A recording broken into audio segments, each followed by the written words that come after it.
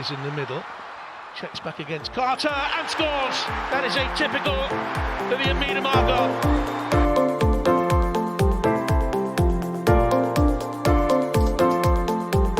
Quickly gets it back again. Oh, what a goal! Well, that sums up her season.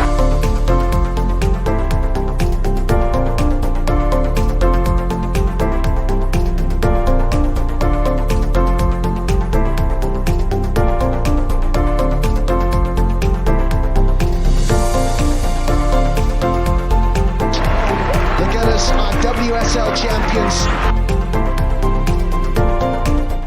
Welcome back, everyone, to another Vic Akers Wonderland podcast.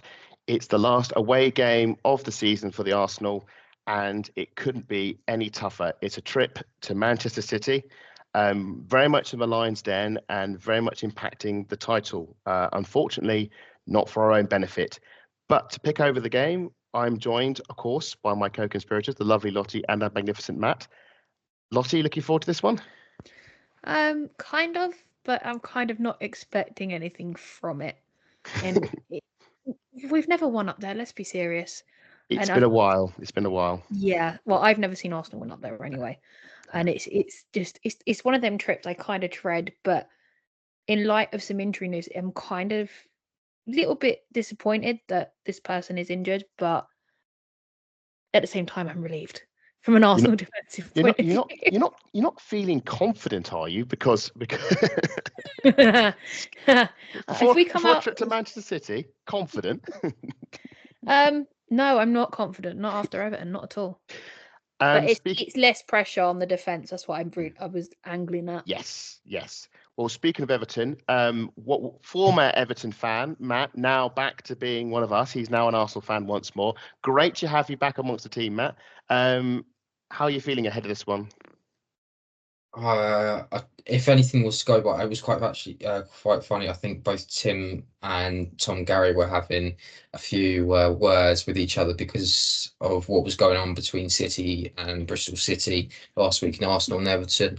So I imagine that if Arsenal perform as badly as they did against Everton and City, yes, perform as bad as each other, it could end up being a very entertaining game of football. But at the same time, I just think that if you look at that whole Arsenal performance, that Arsenal team was not there. It just, I don't know what it was psychologically. They weren't there. I've given 100% on the day, and I think this is going to be. I think when we come to predictions, I think a few of you might be surprised by what I'm going to be saying. Well, we'll see how it goes. I mean, certainly, they didn't really show their best the best face at Everton. They really turn up, so I hope they do turn up at the weekend. But it's not just Matt and Lottie with me today, because I have procured from Manchester City the charismatic Caroline Sherratt. Caroline, welcome to the show. For those of you watching YouTube, you can probably guess what where her allegiance lies. The clues are there. You are obviously a fan of the Manchester City. What's your view going into this game? Because you're coming at this from a completely different angle from the rest of us. So, are you confident or are you nervous? I'm nervous. I think after the game midweek that Chelsea had, that my first thought was I'm really, really anxious about where this is gonna go. I'm in bits. Like, I'm so worried about it. Yeah. Even though we'll get onto the track record in a bit, but just for people to know, our track record at Manchester City is in recent years has been horrific. You know, it's for Man City, it is almost win. So this is like a banker 3 points for you, and you have no confidence that you're going to get it. Well, no, I want it to go well. Yeah. For multiple reasons. And I think if it doesn't, then I probably would be a bit disappointed. But that's personally. Well, we will get onto that shortly, but there are a few things to get through. And firstly, it's our opening icebreaker. Now, for those who don't know, it's been 20 years since Arsenal beat Charlton Athletic in the FA Cup final, thanks in no small part to our wonder Scottish striker, Julie Keating, who scored a hat-trick. Even more impressive considering that she was actually injured going into it. She injured her calf in international duty, rocked up, scored a hat-trick and won Arsenal the FA Cup. What a player. And she was also critical in some of the early the glory years of 2006, 2007, winning the European Cup. Absolute legend of the game. So my question to the three of you is, what's been your favourite Scottish moment supporting the Arsenal and Manchester City? What Scottish player has given you a real good memory that you'll always cherish? And I'm hoping you're all going to pick different ones, because that's kind of the idea. So Caroline, as the guest, I'm going to go to you last, because you're going to have different players, I think, to the rest of us. So Matt, you can go first. What's your favourite Scottish player moment at Arsenal? I would actually say getting to see Kim Little for the first time against Aston Villa. Oh, yes. I think I've mentioned so many times on this podcast that you don't really know how good of a player Kim Little is unless you see her in the flesh. Yes. And it's just amazing to see someone be so technical on the ball, and it really did take me away how good she really was. Lottie, do you have I could probably guess what your favourite Scottish moment might be.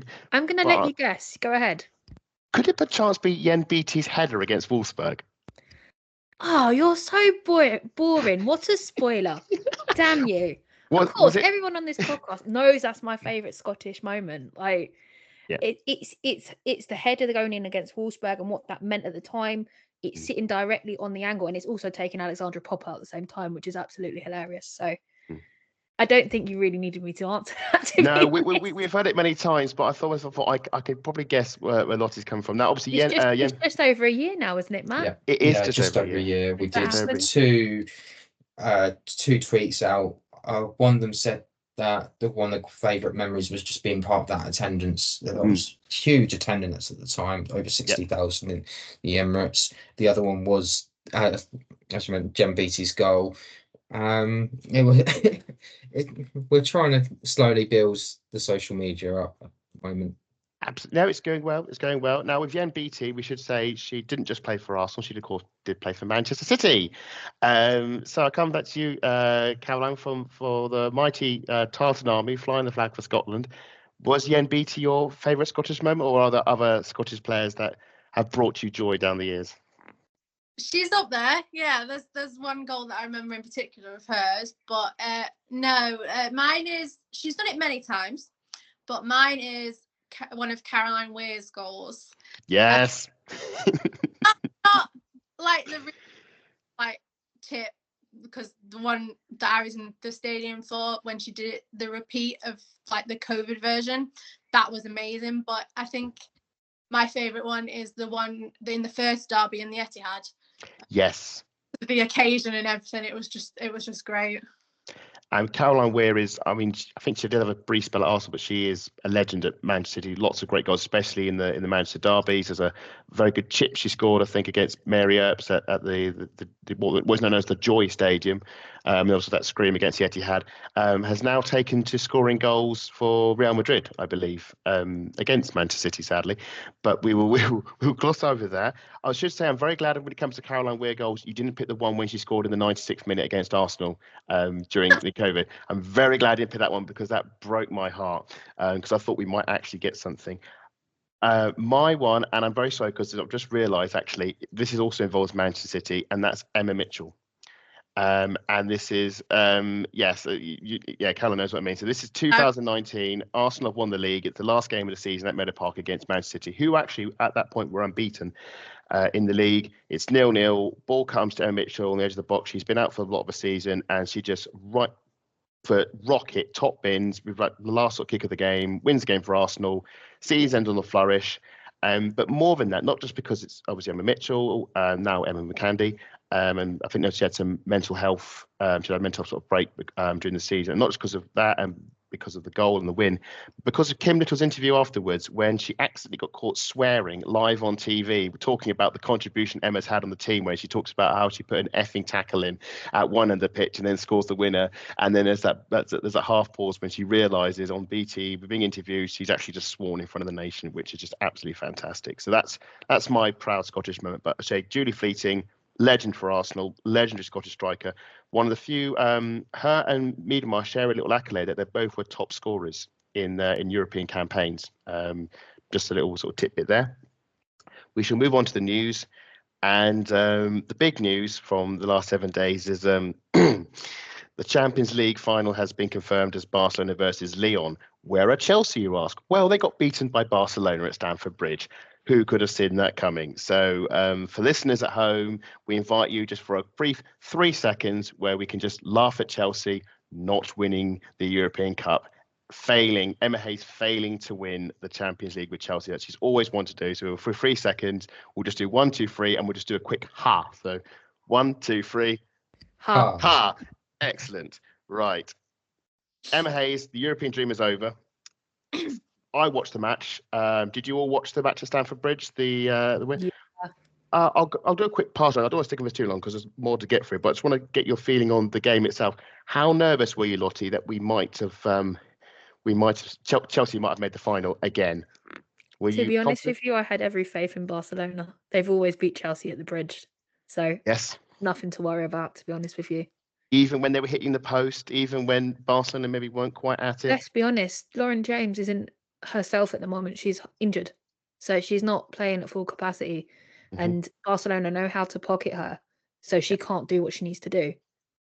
When you take Lauren James away, what have Chelsea got at the moment? That is true. They have with no Sam Kerr, no one James not obviously being on it. They are losing players, and Ramirez wasn't available either on the day. Yeah, and Macario hasn't exactly lit up Stamford Bridge. No, she hasn't, sadly. But she has scored for the Arsenal. Yes, yes, we do owe. Even though it was ultimately meaningless, we should thank Macario for doing us a favour, at least giving us something to take home from Stamford Bridge on a night I would rather forget. I can second that. I was there. Matt, Emma Hayes called the second yellow the worst decision in Champions League history. Slight overreaction? Very much so, and this is down to simple. She's gone to stamp on her foot. It's a yellow card. If it was higher than her ankle, it's potentially a leg breaker. So it's just recklessness behaviour that you realise you're on a yellow and you go in like that. You don't see many players do that. I think that's the key. And that's the key point, I think, Matt, is the fact that if you're on a yellow, regardless of how you tackle, you've got to be much more careful in how you tackle, because whether it's right or wrong, you could easily be suckered into a yellow if the referee just misjudges the way you tackled. I think that's they forget Buchanan has been doing that all season, hasn't it? That's why she's sort of struggled at Chelsea. Her decision making's been off. Caroline, obviously, you don't have a horse in this race, but we'll zoom out and look at the Emma Hayes legacy at Chelsea. This is obviously going to be her last season, and we will talk about where she may stand on the WSL this season in a bit. But from a European perspective, how damaging do you think it is for Emma Hayes of this glorious reign at Chelsea, and yet this will always be that plinth will always be empty in the Chelsea trophy room? Oh, I think it's going to be massive. We as soon as it came out that she was leaving, like everyone was jumping on it and saying that's the one she needs to win. Yeah. That's the big one, and done it. And I think she's going to always regret that. I think. I mean, at least she has won it with Arsenal. Just, she has actually won a champion. We should just mention that with the Arsenal, she has won the Champions League. So, maybe slight consolation, maybe. We should announce that it is awards season for the month, and Jonas has been nominated for Manager of the Month. So if you're an Arsenal fan, do make sure you get online and vote for him. And I should say, in the interest of balance, so has Gareth Taylor. So if you are more inclined to the sky blue side of Manchester, make sure you vote for Gareth Taylor. But I highly recommend Jonas is the one you should be voting for. Should also say Russo's second goal against Bristol City has been nominated for Goal of the Month. So again, Arsenal fans, get online and get voting. In the interest of balance, I should say that both of Fowler's goals versus Bristol City and Jess Parker and Bunny Shaw's goals versus West Ham have also been nominated as Goal of the Month. So, if you're a Manchester City fan, vote for them. But please, Arsenal, back Russo. Contract news. Arsenal have confirmed a contract extension for one of their strikers. There are strong rumours, very strong rumours I've heard from multiple angles that multiple sources, Stina Blackstenius will be sticking around at Arsenal, but nothing's been officially confirmed. It's just a lot of rumours and whispers on the Twitter sphere, and etc. But that seems to be where the wind is blowing. When it comes to Vivian Miedema, there is no news, and a problem is with contract news. With new news is normally bad news. We'll come on to that in a bit. But for strikers that are definitely sticking around is our youth forward, Michelle Adjumang, who's just come off a loan spell at Watford. Matt, you usually keep an eye on a lot of the youth going around, especially in the Championship. Thoughts on Michelle sticking at Arsenal? Yeah, I'm looking forward to it. I think we're going to talk a little bit later on about Jonas's press conference, because he does mention Michelle in that. It's going to be interesting to see what happens. You look at some players that have got their pro contracts, ended up going out on loan, like what Man City have done with Jess Park, for example. Yep. Over the last couple of years, you could probably look at someone else like Ruben Mace, who has decided to move on to Manchester City, not really getting any game time. I'm not poking the bear at all. I do apologise. It's just like you look at, and then Ruben Mace went to Man City in January. Leicester City in January last year, got a load of game time, and she became better for it. Now you kind of wonder, where's Ruben Mace hitting? It's just a case of how you deal with them, and you've got to be better with dealing with those young players, especially when you have those superstar players in those sort of positions as well. It's going to be a really interesting one to see what happens next season. I'm looking forward to seeing what Michelle can do, because she's been tutored for England as well. Not only she's going to miss out on the under 17 Euros because she's now 18. So looking forward to that as well. But just quickly, Leah Harbert will not be playing for Arsenal because she's going to be playing for the under 17s. It looks likely at the Euros, which you can watch on the BBC iPlayer. Yes, do. If you are wanting to follow our young stars in action, do tune in on the iPlayer. Just quickly on Michelle Adjumang, obviously she has already opened her account with Arsenal, did so last season, and then returned the favour by scoring against us in the FA Cup for Watford. Just very quickly, do you think next season loaned out, or do you think she'll actually stick around and fight for a place? It makes sense to go out on loan. Go out on loan, okay. I reckon a WSL loan would probably be best for her. I think she's a real talent, and I do hope we will see more of her soon. Some other news from around the clubs. Liverpool have announced that they are moving away from Prenton Park, which is a bit sad because I got to go there this season, obviously with yourself, Matt, and rather enjoyed it. But that's the last time we'll likely see them play there because they're moving to St Helens. Matt, this is obviously in your neck of the woods. What can you tell us anything about St Helens? About how close is it to Liverpool? What kind of stadium is it? Will it have the capacity needed? Well, it's an 18,000 seat stadium, and oddly enough, people are saying because of the name, which is the Totally Wicked, that it suits the WSL across the thing. Wow. 18,000 seat stadium. I think the only reason they've done this is so that they're a bit more closer to Liverpool than Prenton Park. Prenton Park can only hold 10,000.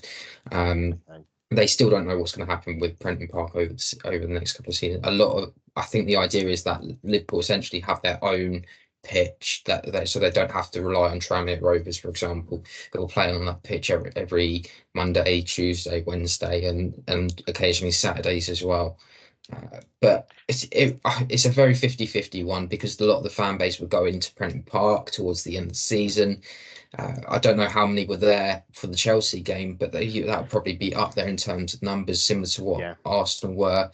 And it's a bit of a shame, but I would say from Liverpool, it's only a train ride away. I would say maybe 20 to 30 minutes, so it's not too far. Someone dropped an interesting statistic. It's about the same difference from Anfield to St Helens, or the Totally Wicked Stadium, as it is between the Emirates and Boreham Wood. Similar sort of this, but we don't complain about the fact that we're playing in Meadow Park and Boreham Wood from a distance perspective. So I think it could work. I think I wouldn't mind it too much because it's another stadium to tick off the list. I've not been there before. It'll be interesting to see how quickly Liverpool adapt to their new home, because we've said in the past, moving stadiums, especially from a stadium we're used to, it can take a while to acclimatise. Liverpool have had a very strong season this season. We'll get onto one of their games they played midweek in a bit. You wouldn't want to see that progress lost through a stadium move. But I like the idea that they are trying to improve the attendances and move to a bigger stadium. Really good to see. Lottie, I'll come to this one. We're all big Carla Ward fans on the pod, but alas, she is stepping down at the end of the season. Thoughts on this one, and any favourite Carla Ward moments to cherish? I don't have a favourite Carla Ward moment. Oh, so come question to on. ask. Do you know what? I think probably the favourite Carla Ward moment is the day that she brought Rachel Yankee to the WSL. Rachel Yankee. Rachel Yankee. Daly? What am I talking about? Rachel Daly. Oh my God. Do you know what it is? I've just bought a Rachel Yankee shirt, and I'm just waiting for it to come in the post. It's literally. I'm really excited because it's like it's an original. On the brain. Sorry, I do apologize. Yeah, the day she brought Rachel Daly to the WSL. I mean, that first season she had was absolutely brilliant, but it kind of went downhill for them, and it is a bit disappointing to see Carla leave, because apart from Emma Hayes, she's the most experienced female manager we've got. Yes.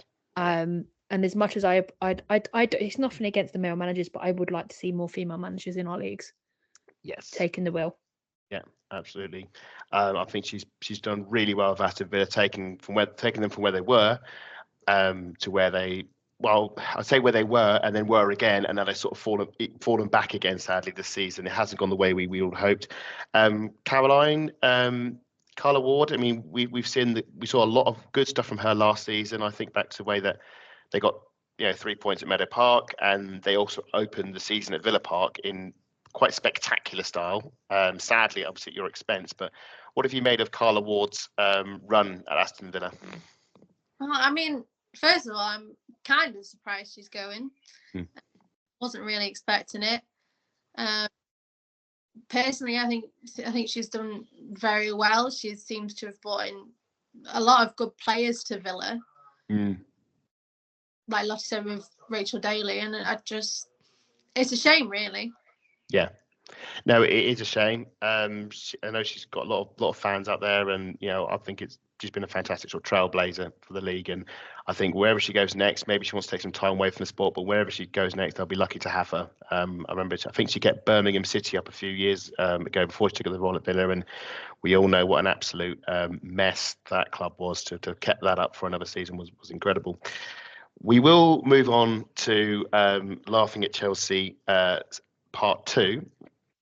Before the game against Liverpool, they had games in hand against Manchester City, but they needed to win them to draw level, and then I think they would have had an edge on the points difference. But it wasn't to be. A 4-3 defeat at Prenton Park. A quick trivia question: when was the last time Chelsea won at Prenton Park? I'm going to have a quick. It's a quick. It's a shout a year question. Matt, I'll go to you first. Pick a year. When do you reckon the last time Chelsea won away at Liverpool? I think it was before Emma Hayes was manager, so I can't remember the exact year, but I know it was before Emma Hayes was manager. Oh, you're going that early? Okay, yeah. So you're going pre-2012. Lottie? During COVID? I don't know. Oh, okay. So you're going to go what? 2020, 2021, 2020? Caroline, any guesses? Same, about 2020 maybe? 2019. A 4-0 win. I think Frank Kirby even got a hat-trick, but it was at the tail end of the season. That's the last time that Emma Hayes won away and Chelsea won away at Liverpool. It's been a bit of a bogey ground for them. And it's one, I mean, I think this is going to go down as one of the greatest ever WSL matches. My immediate comparison was the 4-3 Liverpool-Newcastle game in the Premier League, the one that's gone down in legend with Kevin Keegan slumped in the advertising boards with the late winner, and seeing the camera constantly pan to Emma Hayes, as just seeing the disbelief on her face, just watching the effectively WSL title slip from her grasp. If things go as we would expect them to be, that will be it. Obviously, Caroline, unlike the rest of us who are purely in it for the Schadenfreude, you were not in this as a neutral because you very much have a horse in this contest. So describe, how did the night go, watching the scoreboard yo-yo left and right, and the twists and the goals? What was it like? It was nerve-wracking. It was really nerve-wracking. I've slept since then, so I honestly can't remember the first couple of goals. I know that the second Chelsea goal and Mikey came out, and I was like, "What are you doing? Why have you just let them have that goal?" Right. the two times that Gemma Bonner scored, I was like, come on, Gemma, like on your head, like you can get this in, and she scored both, and the Keating goal as well. It was a wonderful ball through from Yana Daniels, like cut right through the defence, and it was such a good finish. Was that? I think it was the. I'm trying to work them all out. But this was the third Liverpool goal. The one. Is it Tierney Tierman who scored it? Who was it scored the Liverpool third goal? Because I think it was Holland with the pass, but it was a brilliant. It was like Odegaard just sort of whipped the ball through the defence. It was just after Chelsea scored. I thought that's the assist of the season, is it not? Just incredible. She got all three. What are you talking about? She got a hat trick. She got a hat trick of assists that game. Yeah. Well, I think the goal scorers, but I couldn't believe what I was watching. I've never seen a Chelsea team look so vulnerable from set pieces. I think they were saying 2 goals all season set pieces. Now they could see like 3. Just abysmal defending, and yet Chelsea, as we know, never gave up. But Lottie, do you think that's it for Chelsea this season? Do you think that has finally completed the set of trophies missed out for Emma Hayes? They've still got the third. They've still got games in hand. What am I talking about? Third. I'm not with it tonight. Yeah. They've still got games in hand. So, and I think it's going to go down to the line. I mean, it's probably not what people want to hear, but it's going to go down to the line. It depends if. Yeah. I still stick to what I said a few pods ago. Emma Hayes has lost the locker room after her comments about player relationships, and you can evidently see that she's lost the team, or they've lost their heads, or they've had enough of the seasons, or something. Yeah. Something is not right with that team, and I'm. Do you also firmly think in City's side of this whole race? I want them to have the title, just to annoy her. Do you but I also at the same time don't want to lose at Sunday. So. Yeah. Do you not also think the fact that she said that she's leaving? I think back to when Wenger said when he said he was going to leave half of the season nosedive. Alex Ferguson famously in 2001 said, "I'm leaving Manchester United," and what happened? Arsenal won the double, won the league at Old Trafford. Do you think her? Well, I don't think she wanted to say early, but the fact that obviously all came out, so she had to make the announcement. The fact that she said she's going to the States early in the season, do you think that might have triggered this sort of collapse amongst the injuries as well? I think it has, and I think her behaviour hasn't helped either on what she said. No. I mean, It's been a disaster of a season. Which is glorious. Yeah. Don't get me wrong, as much as people know I dislike her, what she's done for football is massive. Yes. And it'll always be appreciated. But I think that's the tipping point, and it's just gone all downhill from then. A lot of us, especially the Arsenal fans, are all having a good laugh about it, but it's kind of sad to see her go out like this for what she's done for women's football. Yeah, going out on a whimper. I mean, I wouldn't want her to have gone out winning the she's leaving Chelsea, how she found it, so that's something. True, and it's appropriate also we should say that she lost to her predecessor, Matt Beard, who used to manage Chelsea before he went to Liverpool and won the league 2 years in a row. And Matt's just confirmed it was Leanne Kieran with the third goal. And for me, that's one of the goals of the month. Just the bent pass, and just so soon after Chelsea had equalised, just a bonkers game, and one I will enjoy watching. I was meant to say Leanne Kiernan. Sorry, Leanne Kiernan. Sorry. Unfortunately, autocorrect is having a bit of a nightmare for us. But Leanne Kiernan, as you said, Matt, brilliant goal. Obviously, Caroline went for the ringer on this one, but Man City are now in the driving seat going into the close of the season. You have 2 games, Chelsea have 3, but you now I think is it a 6-point lead? Is it now in the league? Yeah. So we will move on to Man City. So firstly, Caroline, obvious question: how did you become a Manchester City fan? It's a funny story. We were in the Conti Cup final in 2016. That was eventually held at ours. Okay. Was that who was that against? Was that Birmingham? Was that Arsenal? Birmingham. This is Lucy Bronze added time, was it? I think so. Yeah. And from the men's account, so I ended up following the game and seeing that they'd won, and I think because we were up for the league, like we won the league that year, we'll go to the last game of the season when they got the trophy, and yeah, we didn't go a lot straight away, but since then we've definitely got a lot more. So you were a fan, became a fan rather, during the Nick Cushing when he was manager. Just want a quick tell, because obviously Gareth Taylor's the manager now. What was Nick Cushing like? Because he was the one who took Man City from their inception basically, and took them on. They won FA Cups, League Cups, the league title in 2016 as well. What was he like as a manager, and is he still remembered well within the Manchester City sort of fan base? Yeah, we absolutely love Nick. We're very grateful for everything that he did, and we were sad to see him go when he left before COVID. But we still think really highly of him. And then I want to move on from him, because he went to America, was he? Where he went? Was it New York? He went, yeah, because it was just before the COVID outbreak. I think I remember they beat Arsenal again 2-1, and I think that was like his last home game or something, and then he was sadly off. I'll always think of Nick. He was always very unlucky, because he was always a consistent second place finisher. It was second place to Chelsea, second place to Arsenal. Never only got the one league, although he did go unbeaten, I think, that season, which is another Invincibles.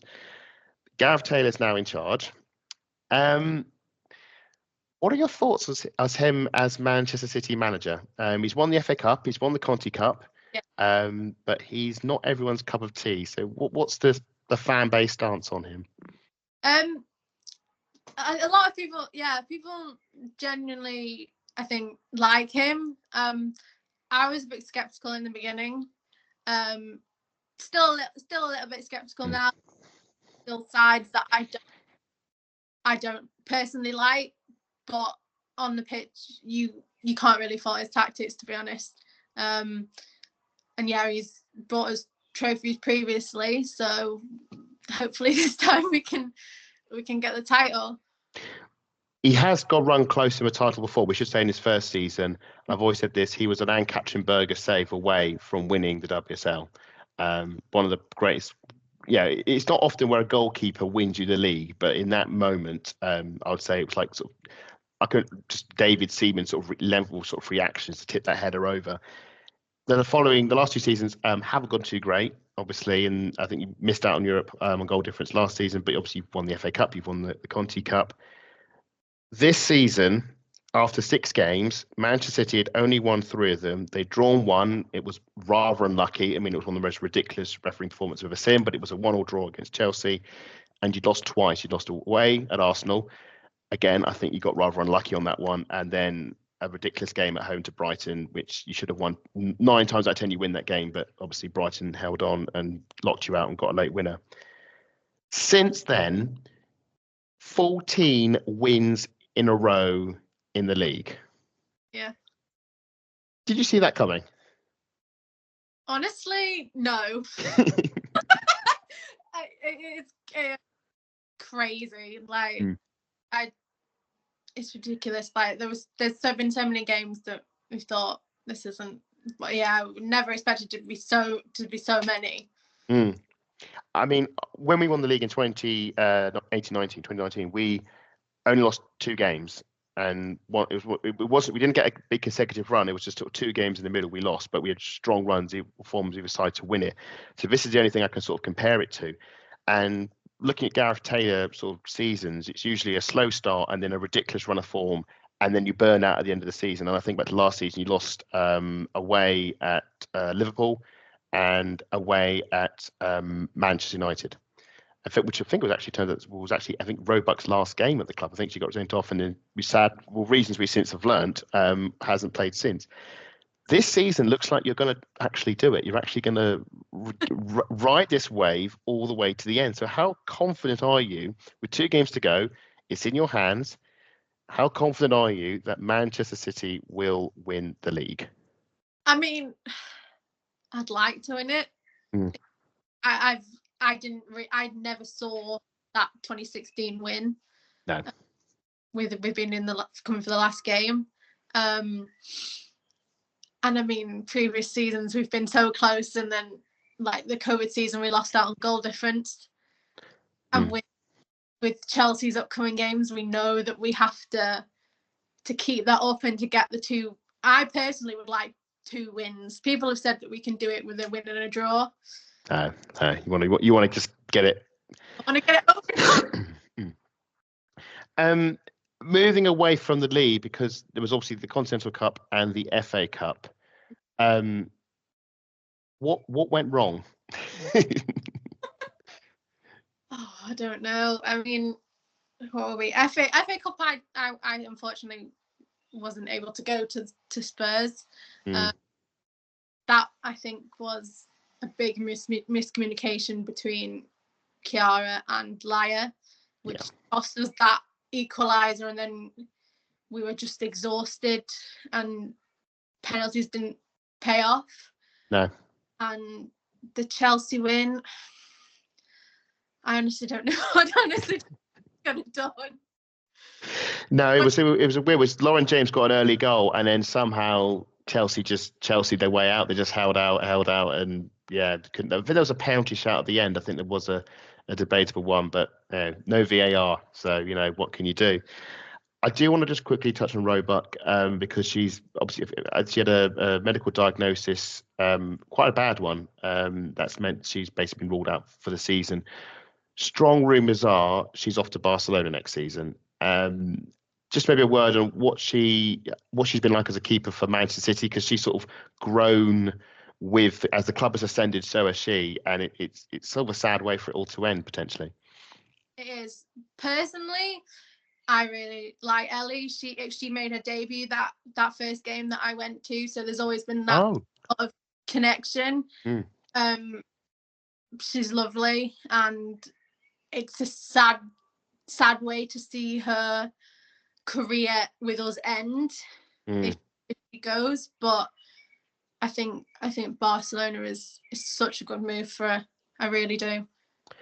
Just talking of Barcelona, because quite a few Manchester City players have made the journey to Catalan. Kara Walsh, Lucy Bronze. There's been quite the exodus over the last few seasons. How painful has that been, seeing a lot of them are Line S stars? I think obviously Georgia Stanway went to Bayern Munich, a few since retired. How has that rapid turnover of players sort of been, and has it worked? Well, the worst season was, what was it? I can't think what year it was. Was it 22, end of 22, 21? And Weir went, Stanway went, Bronze, Walsh. That was horrible. It felt, because Kira's came so late. It wasn't unexpected, because obviously we'd seen the rumours, but it felt like with so many, it just felt like it ripped our midfield out. Yeah. And we were never the same. Yes, Hasegawa. Well, that's my next question, was Hasegawa. What a find she's been. She's been brilliant. I did have hesitation at the start if we were looking to bring her in to replace Kira. Turns out that's not how we've used her, but Yui is brilliant. We absolutely love her. It was a steal, I think, on that last day of the transfer window. Just quickly, we're going to move on to the game. I just want Gareth Taylor. It looked like he was on the brink of leaving at the end of last season. He got a 1-year extension, and I think he's recently signed on again. If he wins the league, can you just see him basically, I don't want to say a job for life, but just sort of sticking around for quite some time? Because there's always rumours about managers coming and going. As Mark Skinner's contract's up at the end of this season. Do you think if Gareth Taylor wins the league, he's going to be cemented in for the long term? Possibly. I wouldn't want to guess on how long, but the plan that they've got in place, and that what him and Niels Nielsen have set out, I think he would be here for a few good more years to be able to implement that. Excellent. Well, we've all had our thoughts on Gareth Taylor. I've had the fortune of actually speaking with the manager. Actually, I was able to. He was complaining about ref decision, and I was able to sort of heckle him from the stands. And fair play to the guy. He gave back. So mad respects to him. Will be interesting to see if he does win the league. If he lets it slip through his fingers, I mean, questions will be asked. We will move on to the game. Arsenal away at Manchester City, and as we alluded to earlier in the pod, it's not been a happy hunting ground. 2017, a Jordan Nobbs worldie of a free kick in the spring series, a 1-0 win. Arsenal haven't won since. Only the 1 point since, and that was because of a Tobin Heath late equaliser in 2022. Just a 1 point, all defeats. We should also add in the following season from the spring season, 2017-18, so late 2017, Arsenal conceded what I believe is their personal worst amount of goals in the WSL. They conceded 5 goals in a 5-2 defeat at the Academy Stadium. Were you there for that one, Caroline? Yes. Well, good, because that is our trivia question, which is, who were the goal scorers? How many goal scorers from that game could you reckon you could name from their 5-2 win over Arsenal? I should say they're all household names, so you should be able to have a good swing at some of them. I don't know whether she scored 2, but Izzy Christensen. Yep, that's one. Yep. I want to say Georgia scored 1. Yep, she did. Yep. So Izzy scored 2 and George scored. That's No, 3. Izzy scored 1. 1. Oh gosh. Can we throw out names? Go on, Matt. You can throw out a name. You got one? I'm pretty sure Steph Houghton scored. Correct. That's another one. Was it a free kick? I don't know if it's a free kick, but Steph Houghton did score 1 as well. So that's 3. Throw in, is it Makundi? Emma Makundi? Yes, she did score in that one. She did score in that just before half time. You got another one? Can I? Jill Scott. Yep, Jill Scott. Yep, absolutely. So you got two left. You basically got all the easy ones. There are 2 other ones. 1 Arsenal player and 1 Manchester City player. So I'll be very impressed if you got them. 2017. I'm going to throw one out there. I'm going to go Ashala. No, but I like your thinking. No takers. Going once, going twice. Sold. So for Manchester City, it was Jane Ross. Oh, of course. And for Arsenal, it was Heather O'Reilly. Oh, hey-o. Yeah, Heather O'Reilly. That's when Pedro Martinez was in charge of Arsenal. He didn't last much longer. I think it was a 1-1 draw against Bristol, and then he was off and to the horizon. And Joe Montemurro came in a few weeks later. Was that when it was Bristol City, Bristol Academy, or was that just... I think Bristol, I think they had made the name change by then. I don't know exactly, but it was that team. I don't know what point in their transition they were. Yeah, that's the reason I'm asking is because I always get told off for saying that now. Yeah. In the early years, it was Bristol Academy. At some point, it became Bristol City. I don't know when. But yes, on that day, Arsenal conceded 5 goals. Thankfully, we did return the favour in 2021 when we went and beat them 5-0 at Meadow Park, which will always bring a smile to my face. And no, I'm not going to ask you to guess the goal scorers for that one. Don't worry.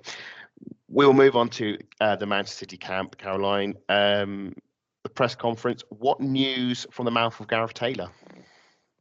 Well, it's not the same old. And I think just knowing nothing new on the injury front. So Bunny's still out, Sandy. Yep. And then all he was asked about was simply whether we can win it, and his response was, "Got to take one game at a time and just focus on." He's not being drawn in. He's not being drawn in.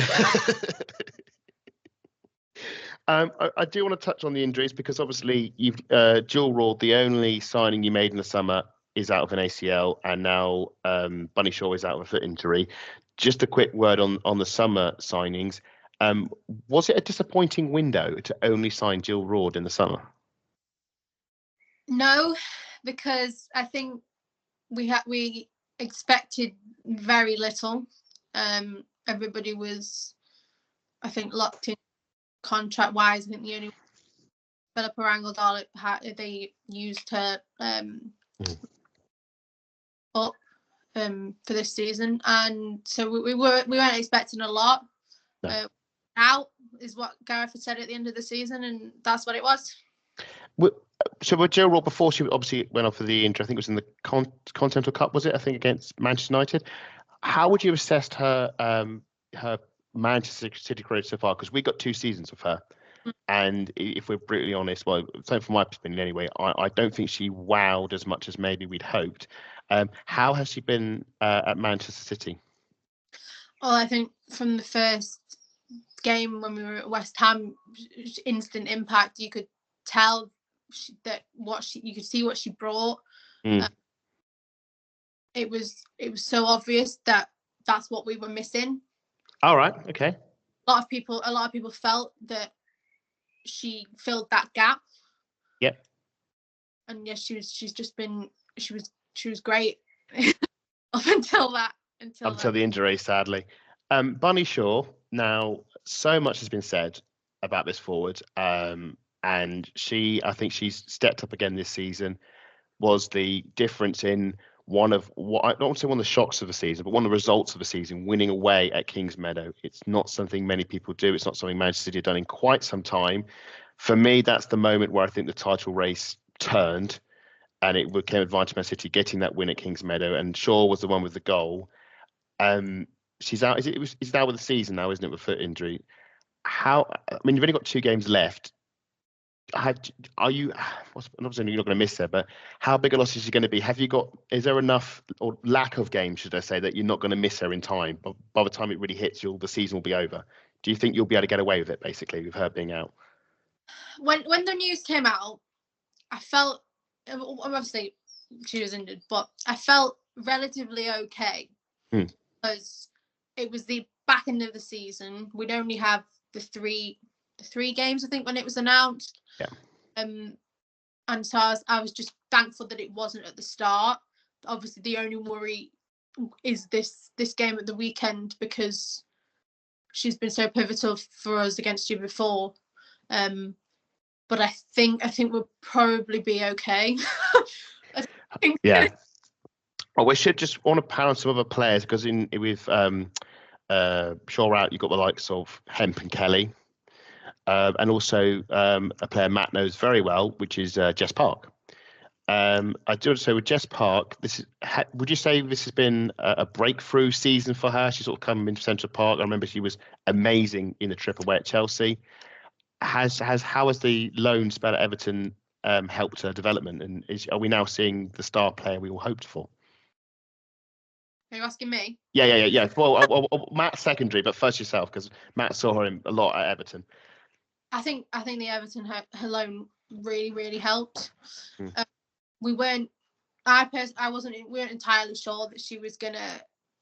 We knew that we wanted her back. But I do think she's done. It helped massively, and she's just come on leaps and bounds, and she's brought that back to us.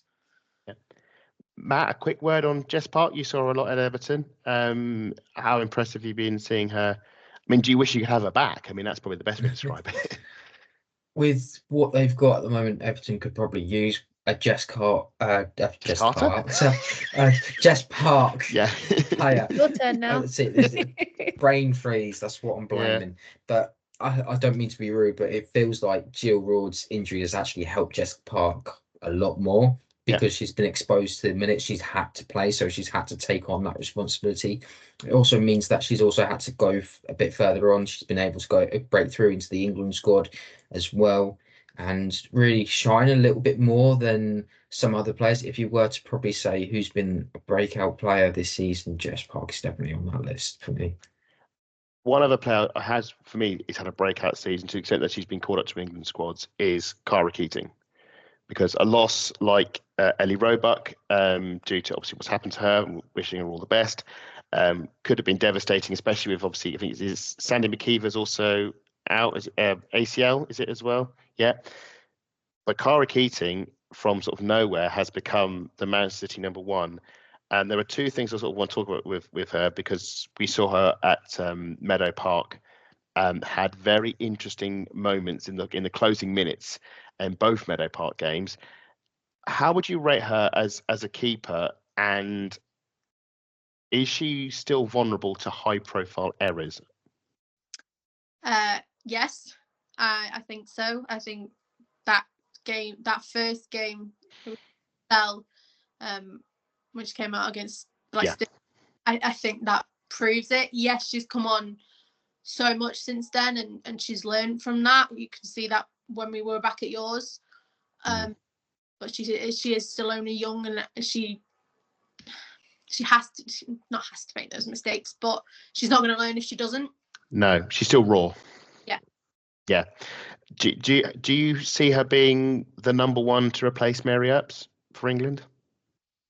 I mean, she's got potential, but then Hannah Hampton is also so it's a toss up. I mean, they've both got different attributes that Serena will look at, but I think Chiara does have the potential in the future. Yeah. I spoke earlier about goalkeepers winning league titles, and I look back to that game at Kingsmeadow, the saves that Keating was making right at the end of the game when Chelsea were really cranking it up, and to keep the ball out. There were some ridiculous ones at the end. I think Cara Keating is.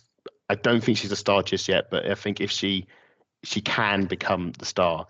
But I look back to the game at Meadow Park in the FA Cup where Arsenal fans will say the ball was over the line. Kyra will say, "What are you on about? I never took it over the line." I look at the FA Cup game where sadly that one moment cost them, and I think was it against Liverpool. It didn't matter in the end because you battered them, but at home there was I think it was Taylor Hines score because Keating had made a clearance. I think there's a real star to make it in their goalkeeper, and I think it's proof of the work that Man City do in the academy, that the likes of Roebuck have come through. Sadly, her career's going a different way now, but they've already got a replacement, and it's a replacement of real quality. Really excited to see what happens with her. We'll before we move on to Arsenal, because this is an Arsenal pod, we'll just give you a quick chance to predict the lineup for Sunday. So, how do you think Gareth Taylor will line up his troops? I don't think it'll be much different to Bristol. City. Yeah. I think Sorry. change will be the one he made at half time. So bringing in Kirsten Kasperai for Alana Kennedy. Yeah.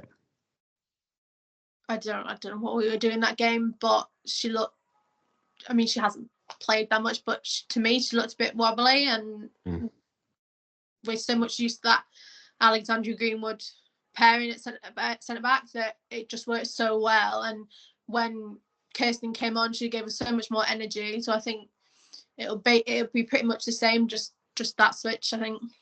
That switch, so the same. So if it's so Keating in goal, Alexandra Greenwood, Kasperai, and would you have a fullback be?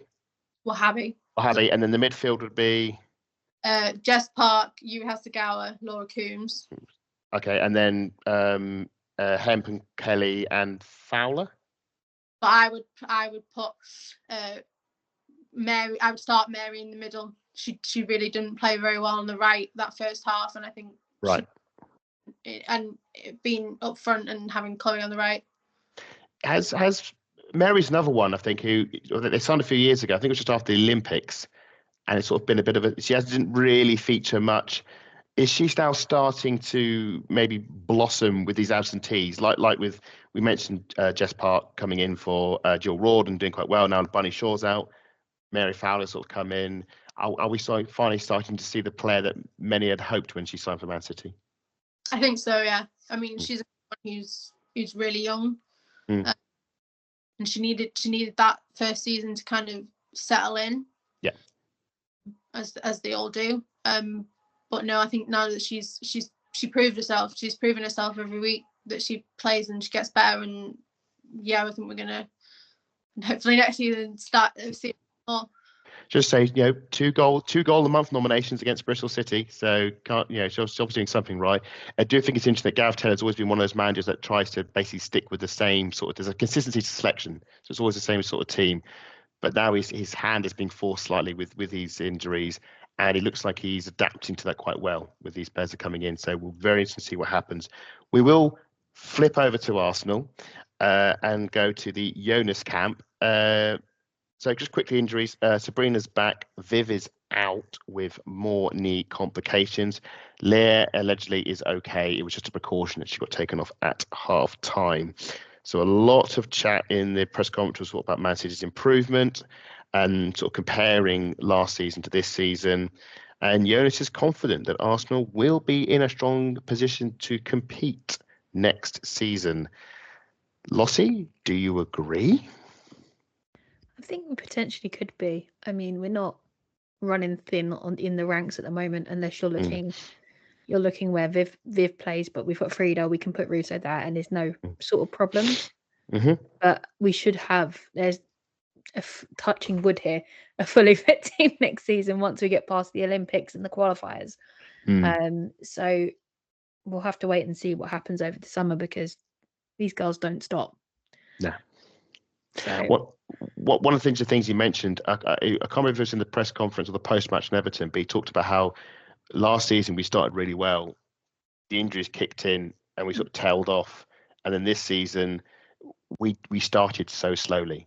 We had a really poor start for the season, and to be honest, you get when you've got to go, like, you're back a few days from being on the other side of the world, and you go straight into Champions League qualifiers. But I don't think we weren't exactly settled, were we? Let's be real. I don't think we actually properly recovered from that. From the no, the thing is, like, I think we've talked about this before, Adam. Like, we were realistic on going into the season. It was going to be a season of recovery, regardless of how well we do, and that's what we've done. We've had players come back. Obviously, some players are still suffering from the previous injuries, and they're not quite 100% yet.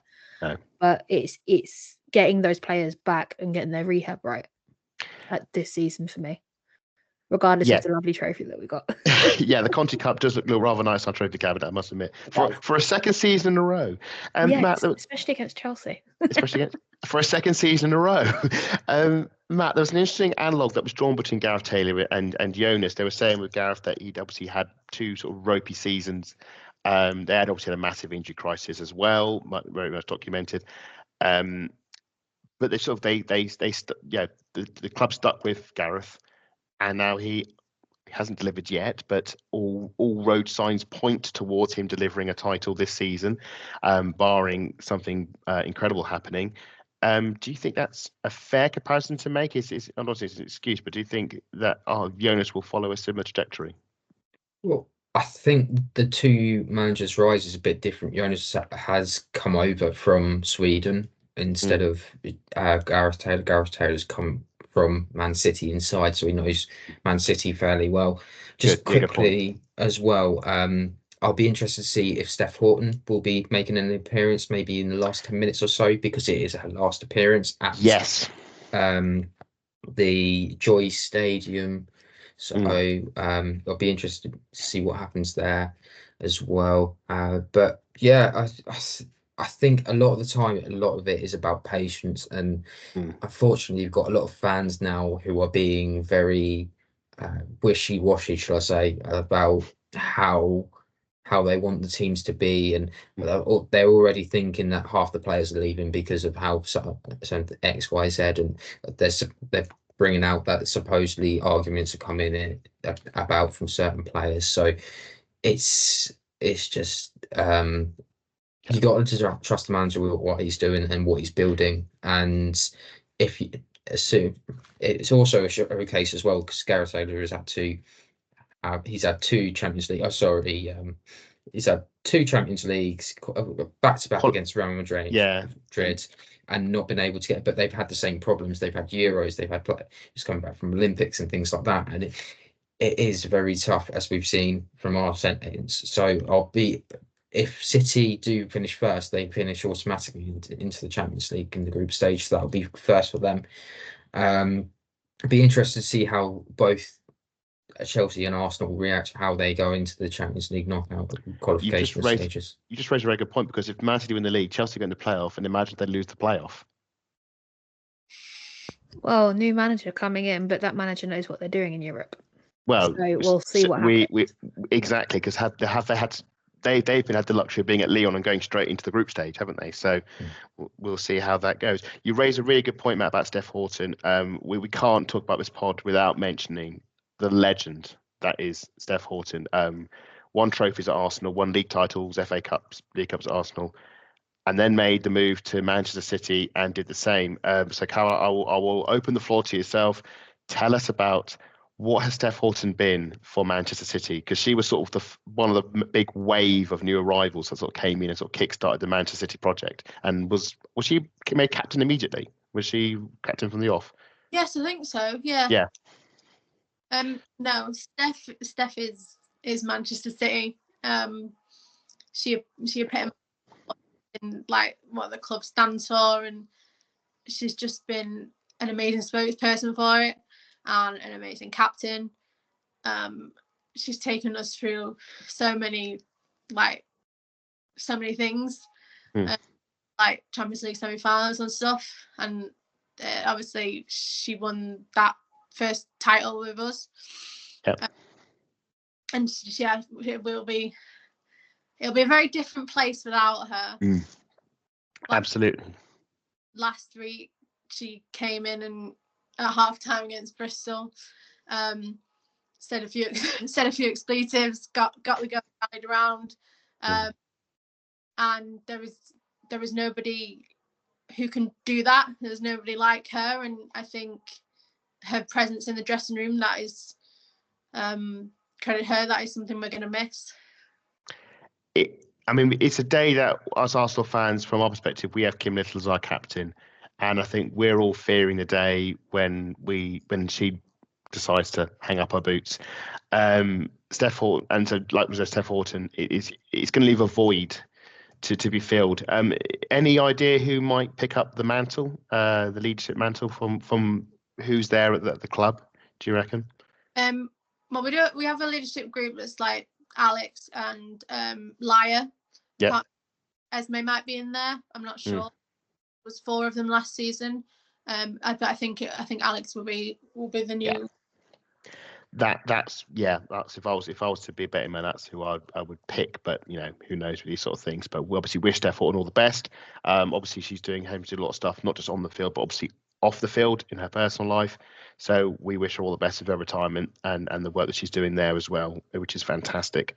Moving back to Arsenal, and you sort of touched on this a bit, Matt. There is a growing discourse online, and I don't think the news about Viv being injured with the knee, and Jonas, when he was asked about contract extensions, contract sort of news and extensions, refused to be drawn in, was very much no comment. If there's something, we'll let you know, either before or after the Brighton game.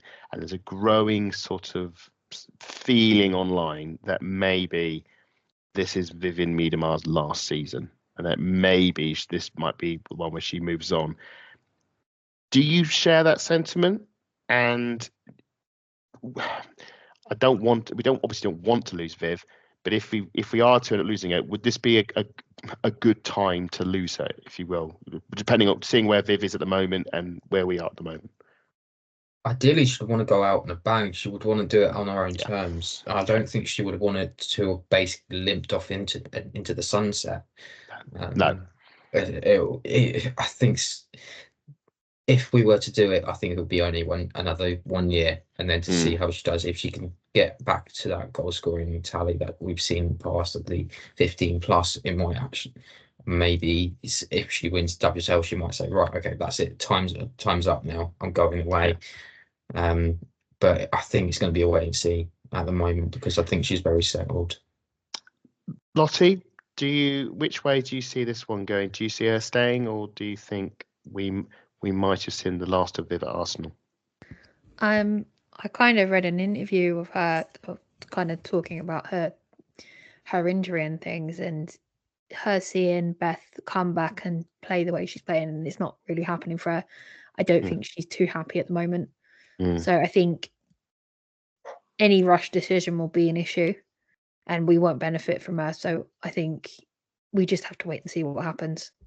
No. How, obviously devastated, but would it be a devastation for Arsenal to lose Viv now?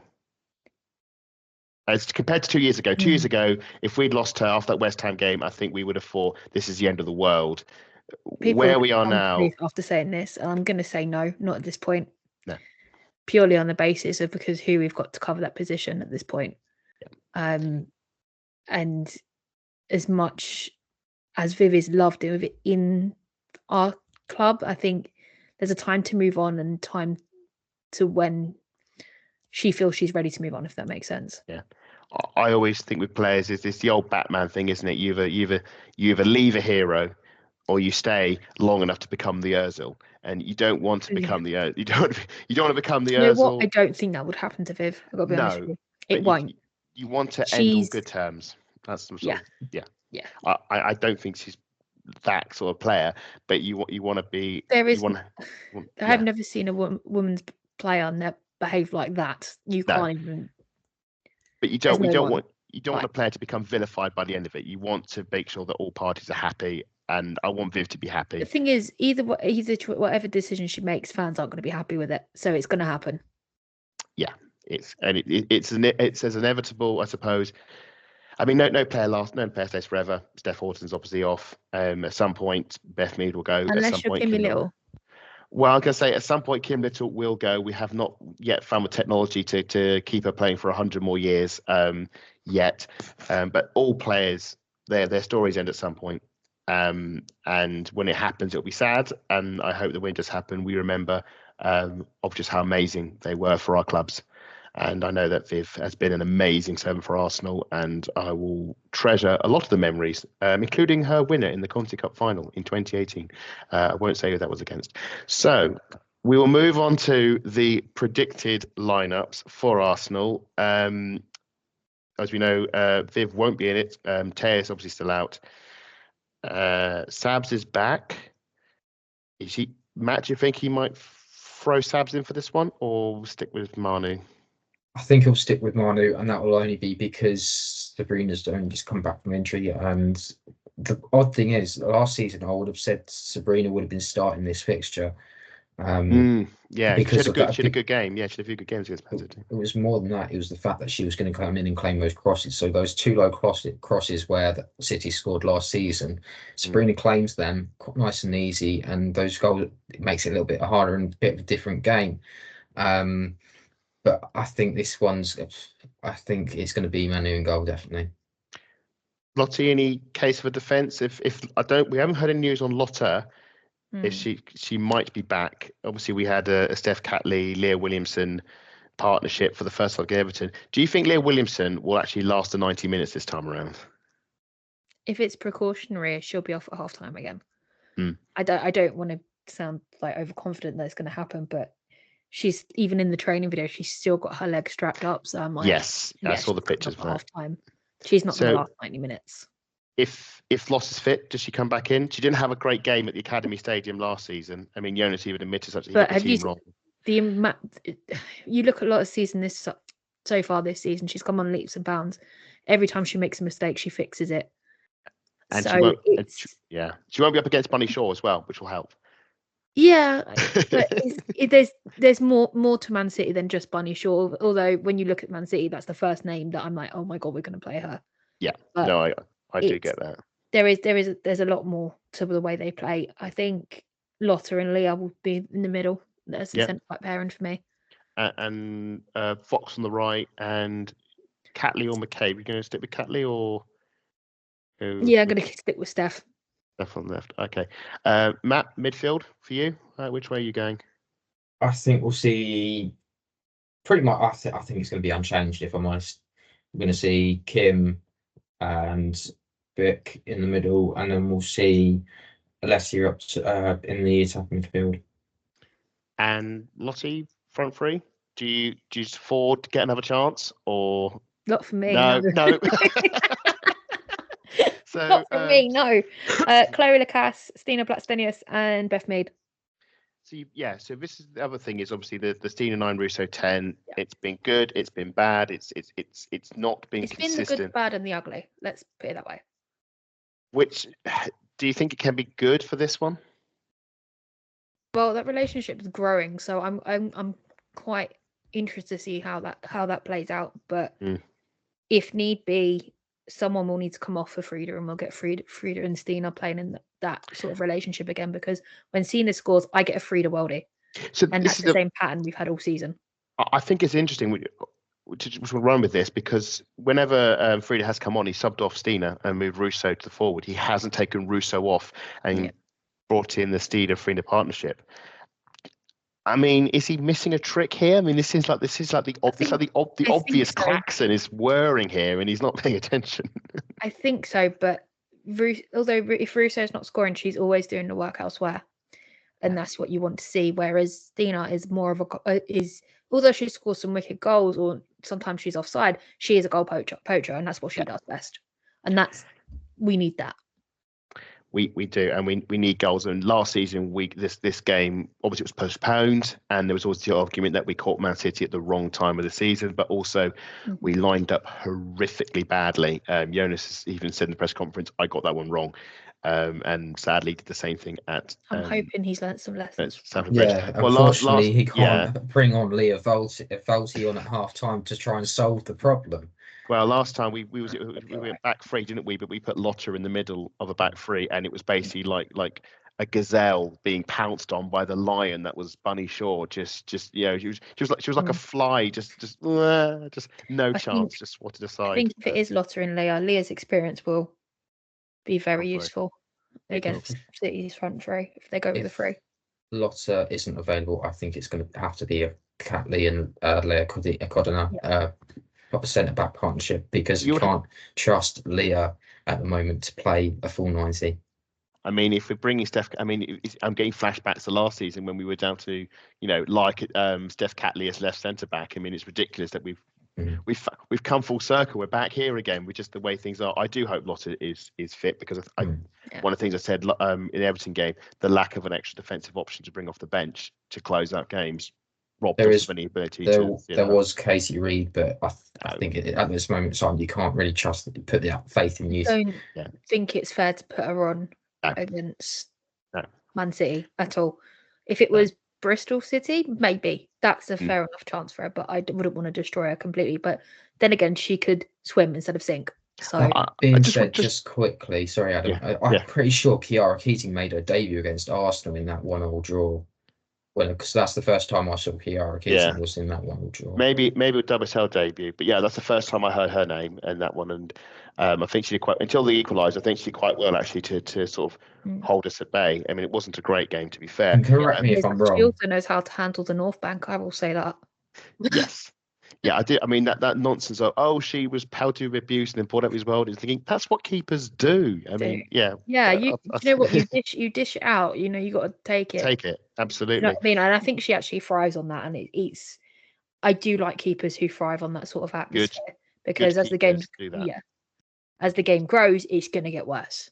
Yeah. And the fact that she's picked it up at where she's at now, brilliant. We are coming into land on this podcast, but before we do, just a quick score predictions. But before we do the score predictions, I did want to touch on something which was a point which was raised at the end of the press conference, because Arsenal are in a very unique position, because a win, we all hate Emma Hayes because of what's done for Chelsea, but we're in a weird position where if we beat Man City, we're basically queen makers. Yeah, we invite Chelsea back into the title race. Who can someone correct me? Who they got? Is it Chelsea this weekend? Chelsea got Bristol City. Is that who they got? Is it Chelsea Bristol City this weekend? Yeah, I think it is. Yeah, so I think we can guess where the points are going to go that way. So we're in a position now. Do we want? I don't want to say throw the game, but do we want to lose this game to ensure that Emma Hayes doesn't win the league? Lottie, where's your mindset on a game like this? At this point, I've got to be honest. I'm with Fiona Sideval. I just want my team to play well. Yeah. That's all I ask. I'm not. There's a lot of this fan base making a lot of noise, saying let's throw the points, give City the title, let's upset Emma Hayes. And for me, it's like I enjoy seeing Emma Hayes upset and not knowing what to do. But it's also a case I just want a good weekend. I've got tickets to the men's game on Saturday. I want to watch the girls on Sunday, and I want a good weekend for the Arsenal all round. I want my team to do well. But it's what do you want? The lesser of two evils. Yeah. I'm just going to stick with my team, and I'm only worried about my team at this point. Excellent. Well put. I mean, I think you can't be a real football supporter and genuinely want your own team to lose, even if the circumstances mean affecting rivals and so forth. That stuff under control. You should always want your team to win, and I would hope that those who are wanting Arsenal to throw the game, lose, etc., and rack up the goal difference. For me, I'm sure that's in jest. I cannot. Oh I no, cannot. absolutely. Yeah. But thing is, I want a good game. Mm. It's like the no disrespect to Brighton, but this is like the biggest final away game of the season, and it's been a while since we've won there, and it's all to play for, especially for City. And for me, I want to see us take a scalp because we haven't done that enough. We haven't done it in since 2018. We haven't claimed a big away scalp, top 3 team, Chelsea or Man City. We've not done that. And even, do you know what? Even if we lose, and as long as we put up a fight, I don't care. Yeah, well, I want I something to give me decent. hope. I want something to give me hope into next season, and a win away at Man City, however unlikely it may seem at the moment. If we were, that would think right. Jonas can get this to work. We can do it at home. If we can start doing it away, and then it's about the consistency and getting the results. So I've put it off for long enough. Score prediction time. Matt, you said you had a big surprise for us. So let's see, what is your surprise score line for this weekend? I'm going 4-0 City. Wow. Just so on what I've just said as well. Just on the what case, I've just said about no true fan.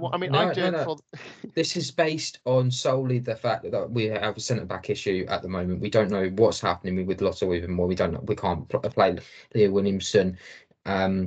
So that means you might end up seeing the fact that Steph Catley's coming in, centre-back Leah Cadena coming in. It could get very pear-shaped, and it's just going to cause a little bit of chaos. And that it's also about how you deal with certain individuals when it comes to City, and I can't see Emily Fox is a very good player. I can see her doing very well, but I think that Chloe Kelly and Lauren Hemp are going to have that extra 5 or 10 yards ahead of Emily Fox to do her. You've raised a really good point. I can't wait to see how Emily Fox stands up because Emily Fox has been so good for us since she signed in the winter. I cannot wait to see how she stands up against. I'm going to say, is it Hemp on the left, Caroline, or is it Chloe Kelly on the left? I know they switch things around, but I can't wait to see who remains in whose pocket at the end of it because I think that's going to be a real test for Fox. And if it's Catley at left back, we all saw what happened with Lauren James. That is, if there was a point of weakness, it's players with trickery and pace, and I just think that's Stamford Bridge. So someone like Catley might get exposed there, and I wonder if maybe he might go for McCabe because I think about how McCabe pocketed Lauren James at the Emirates Stadium. Maybe he'll go for McCabe at left back, but we will see. Lottie, can you offer me anything more positive than a 4-0 defeat? I'm going to be really boring. I'm going to go 3-2. Oh, come on. You are only just last minute goals. Goals. You are as predictable. No, honestly, but if you seriously look at our back line, that is going to be an issue. So yeah. I want a goal fest, but I just think City have got the edge over us this weekend. And plus, it's the same scoreline I usually go for. It is. Well, Lottie, you are as predictable as a 2-1 result between Arsenal and Man City because it's always finishes 2-1, one way or the other. Caroline, for the citizens, for Manchester City, is this going to be another step on the way to the title? I mean, I'd hope so. I think, we need to keep a clean sheet, and but I kind of want to say 3-0. Don't want to go overboard. What was it? Did you say 0-0? 3-0. Oh, 3-0. Okay, I was going to say I'll take a 0-0. 3-0 Man City. Yeah. I mean, if it is that is. I mean, who is it? Who does Manchester City have on the final day? Aston Villa. Is that home or away? Villa Park. So Carla Ward's last game is going to be away. It's going to be hosting Manchester City. Wow. Okay. Well, there's the edge I did not expect. I'm playing to the percentages and to how these games always end, and I'm going to go 2-1 because he's always finished 2-1. And I know I always bet against Arsenal because I'm a coward. So because it's the last away game of the season, I'm going to show a shred of guts and bravery, and I'm going to back Arsenal to win 2-1. Do you know what? It's because me and Matt have gone the other way. That's why, and I never. You said 3-2 Arsenal, didn't you? Or did you go 3-2 Man City? You went 3-2 Man City. Yeah. Wow, how the Last turntables. minute goal. Last minute. Oh dear. Yeah, I don't. how is I've never backed an away. Haven't backed. I've not backed us all. I backed us all season, but from Sunday, I just how is it I'm the only one backing our team? Well, I welcome to be wronged because to be honest, we don't win at Manchester You've City. been wrong all season, so you never Yeah, know. I think actually, in fairness, I think the only one I predicted correctly was when we played Manchester City at Meadow Park, and I said I think it's going to be 2-1, and I think there'll be some late drama at the end, and we'll win it 2-1. And I think I did. I said 90th minute, and it was just before the 90th minute in the end. I hope it is. I remember you texting the WhatsApp going, "Damn you, too early." Too early. I hope if it is, however it's won, it is not won on a calamitous error, because that's no way to win a football match. And as Joie-ful as you were in the stands, it was very harsh on a very talented goalkeeper who has since gone from strength to strength. So I hope it's a good game. I hope both teams do themselves justice. But I'm going to, as it's the last away game of the season, I'm going to back us going out on a high and saying 2-1 to the Arsenal. And fingers crossed we do get the win. That's it, though. That's the end of the show. It's been a cracking show. I think it's going to, and I hope the game is just as exciting. So before we time to go, just a quick shout out for your socials. Caroline, where can we find you?